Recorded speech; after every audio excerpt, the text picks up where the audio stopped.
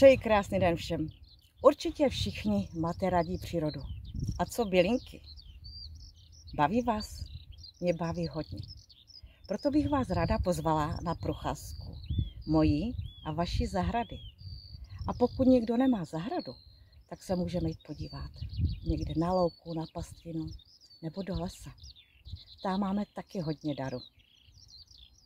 Můžeme se podívat na jednotlivou bylinku, říct si o ní,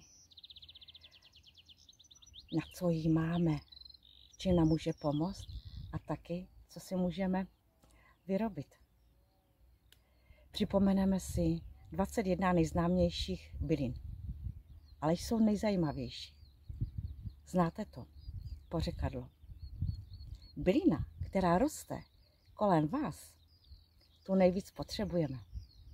Tak nemusíme být velký bylinkáři a můžeme si vytvořit některé produkty z těch bylinek na zdraví, na osvěžení a jenom tak pro chuť. Připravila jsem pro vás online kurz Zdravá zahrada. Tak věřím tomu, že tenhle kurz vám pomůže zamilovat se do bylinek. První video máte zadarmo a se můžete podívat. A další za zvýhodněnou cenou za 950.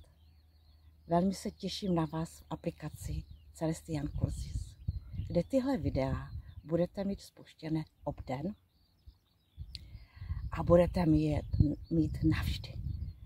Já se na vás moc těším na naši procházku. Ahoj.